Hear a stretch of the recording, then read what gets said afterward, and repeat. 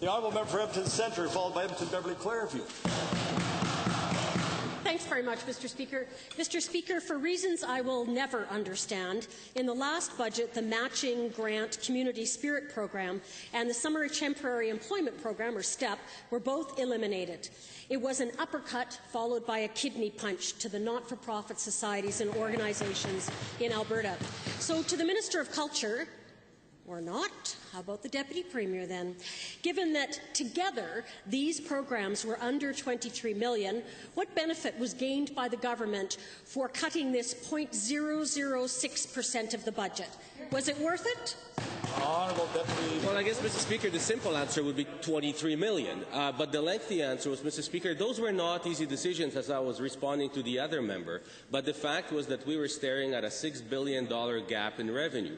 And the fact is that the STEP program, as valuable as it is to students and to not-for-profit entities, at a time when we actually have full employment in this province and 4.3% unemployment, that was a program that was considered for elimination at that point in time, because we knew that students will not find it difficult to find summer jobs in a job market like this. Honourable member. Well, back to the Deputy Premier. Now, I know that this government didn't consult their own backbenchers before they cut STEP or Community Spirit, or they wouldn't have done it. So whose brilliant idea was this? Honourable Deputy.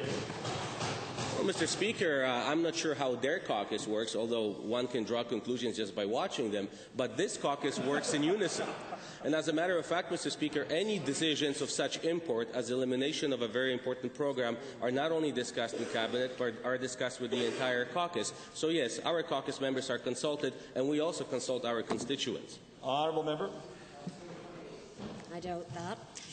Mr. Speaker, given that the Community Spirit was the only non-restricted grant available for government, how does the government foresee these organizations moving forward with only strings-attached allocated funding? How do they pay for developing talent, retaining staff, maintaining infrastructure, building new infrastructure? Honourable Deputy Premier. The member brings, however, a very valid point, and the point is that the STEP program was an important program, and all the other programs were important programs. If they weren't, they wouldn't be in our budget to begin with.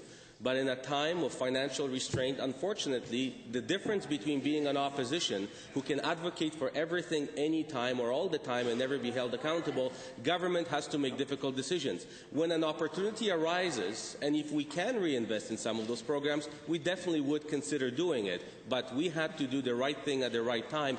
They, unfortunately, never have to face that test.